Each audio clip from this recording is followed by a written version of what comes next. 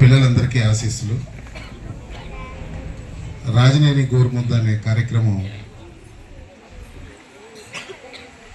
నేను ఈ మండలంలో దాదాపు 7 సంవత్సరాల నుంచి గమనిస్తూ ఉన్నాను.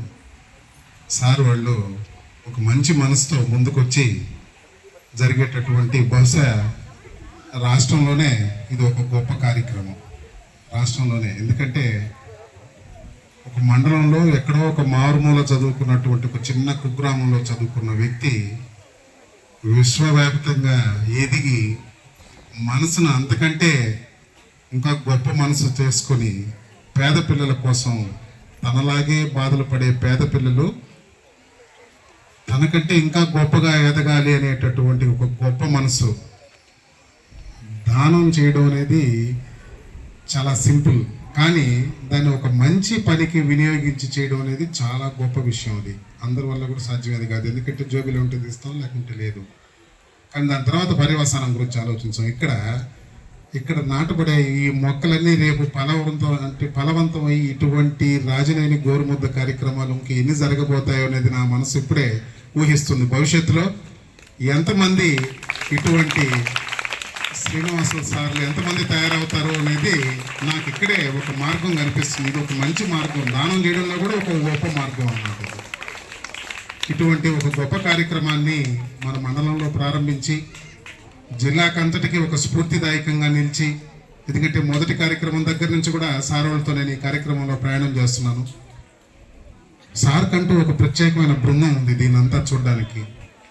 ఇటువంటి ఈ గోరుముద్ద కార్యక్రమాన్ని మన పాఠశాలలో ఈరోజు 10వ తరగతి విద్యార్థులకి ప్రారంభించడానికి నాకు అవకాశం ఇచ్చినందుకు ముందు మీకు ధన్యవాదాలు సార్. ఎందుకంటే ఇది నేనైతే ఈ కార్యక్రమంలో ముఖ్య భాగంగా పాఠశాలకి ముఖ్య అతిథిగా విచ్చేసినటువంటి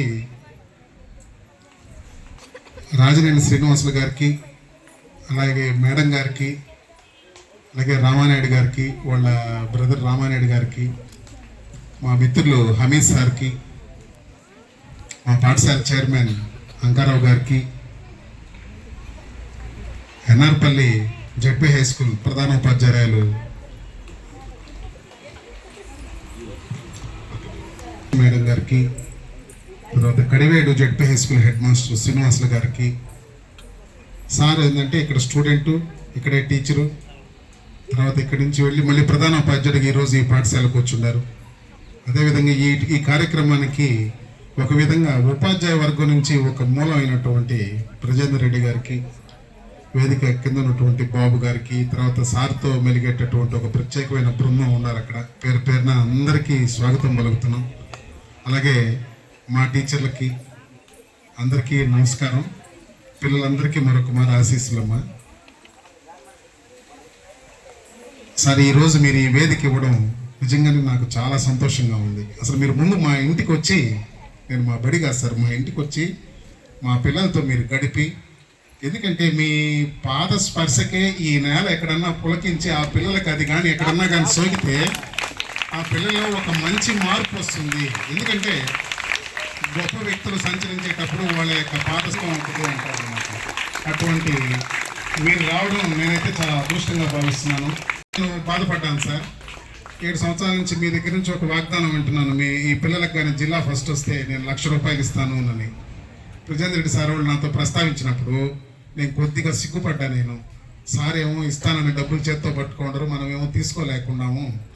మనం అంటే మా అందరి తరఫున మాట్లాడుతున్నాను సార్, అది ఎందుకు మనం తీసుకోలేకున్నాము అని చెప్పేసి. పిల్లలు మీరు వినాలి, సార్ అటువంటి ఛాలెంజెస్ చాలా విసురుతున్నారు, మీకు నేను ఈ సహాయం చేస్తాను. ఒకటి కాదండి, గూడూరు గవర్నమెంట్ హాస్పిటల్లో సంవత్సరం మొత్తం భోజనం పెట్టిస్తారు పేషెంట్లకి. సపరేట్గా ఒక వ్యాన్, ఆ వ్యాన్ పెట్టి ఎవరన్నా బాగలేదు అంటే ఇమీడియట్ ద్వారా ఒక హెల్ప్ చేయడం. ఇటువంటి అంటే దానం చేయడం వేరు. దీంట్లో కూడా చూడండి, అది దాని మూలాలు వెతికి దాని యొక్క పరిపూర్ణమైనటువంటి దానం చేసి దాన్ని ఒక మంచి మార్గంలో పెట్టడం కూడా ఒక గొప్ప లక్షణం. అందరికీ సాధ్యమయ్యే పని కాదు. తర్వాత ప్రత్యేకంగా సార్ గురించే మీకు చెప్తున్నాను. మనకి ఎన్నో ఫెసిలిటీస్ ఉన్నాయి ఇక్కడ, కానీ సార్ చదివే రోజుల్లో భోజనం లేక, ఒక పూట భోజనం కూడా లేక బాక్స్లో నీళ్లు పట్టుకొని అక్కడెక్కడో దూరంగా కూర్చొని అందరూ అన్నం తింటే తను కూడా అన్నం తిన్నట్టుగా నటించి ఊరిని ఆ నీళ్లు తాగేసి ఆ మూత అట్టేసేసుకొని వెళ్ళిపోయేవాళ్ళంట.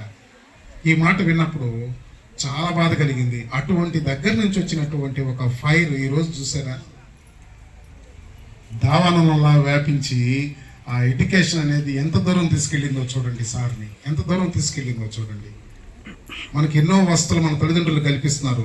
సార్ ఒక స్ఫూర్తి. బహుశా సార్ ఈరోజు ఆ కారు వేసుకోరాలేదు. నేను అసలు ఆ కార్ రోడ్డు బాగలేకపోతే సార్ వేసుకోరాలేదు. దాదాపు 1.5 కోటి రూపాయలు చేసేటటువంటి కారు వేసుకొని తిరుగుతున్నారు. ఒకరోజు కాళ్ళకి చెప్పులు లేకుండా ఉన్నటువంటి ఒక చిన్న బిడ్డ ఈరోజు 1.5 కోటి రూపాయల కారు అలవోకగా ఊరినే దేనికి కావాలన్నా దాన్ని వేసుకెళ్ళిపోయే స్థితిలో ఎదిగారు అంటే దానికి వజ్రాయుధం ఒకటే. ఏందండి? ఏందది? చదువు. అటువంటి చదువు మనిషిని ఎంత స్థితికి తీసుకెళ్తుందో చూడండి. అసలు ఎంత గొప్ప విషయం అసలు. కాబట్టి అటువంటి సారు మేడం ఇద్దరు కలిసి రావడం మీకు ఒక స్ఫూర్తిదాయకం కూడా కావాలి. ఇలా నేను ఒకరోజు భవిష్యత్తులో ఒక పాఠశాల వేదిక మీద కూర్చొని రాబోయే తరాల్లో ఇటువంటి పేద బిడ్డలకి నేను కూడా సహాయం చేయడానికి నాకు ఇది ఒక స్ఫూర్తినివ్వాలి అని చెప్పేసి ఈ రోజే మీకు అది సంకల్పంగా ఏర్పడాలి. ఆ సంకల్పం ఏర్పడాలంటే ఖచ్చితంగా మీలో ఫైర్ రావాలి అసలు. అందుకనే అసలు ఇటువంటి కార్యక్రమం అవకాశం ఇచ్చి ప్రజేంద్ర రెడ్డి సార్ మీ పాఠశాలకు ఇస్తున్నాం అన్నప్పుడు నేను చాలా సంతోషించాను. అలాగే ఈ చుట్టుపక్కల అన్ని పాఠశాలలు కూడా సార్ సందర్శిస్తుంటారు. ఈ కార్యక్రమం ఏర్పాటు చేసిన తర్వాత వరగలికి ఆల్రెడీ ఇండివిజువల్గా వచ్చి కలిసి వెళ్ళుండారు. అక్కడ చూస్తున్నారు పాఠశాల యొక్క స్థితిగతుల్ని. ఇలాంటి ఈ ఒక్క కార్యక్రమం కాదండి, డబ్బులు ఖర్చు పెట్టడం ఒక ఎత్తు అయితే దాన్ని ఒక మంచి ఫలవంతమైన ఖర్చు పెట్టడం అనేది గొప్ప విషయం. కాబట్టి నేను అధ్యక్షుని యొక్క తొలి పలుకుల్లోనే ఎక్కువ నా యొక్క మాటల్ని కొంచెం తగ్గించి ఇతరులకు కూడా దాన్ని పంచాలనేటటువంటి ఒక ముఖ్య ఉద్దేశంతో నా యొక్క ఉపన్యాసాన్ని ఇంతటితో ముగిస్తూ ముఖ్యంగా సార్ని ఉద్దేశించి మన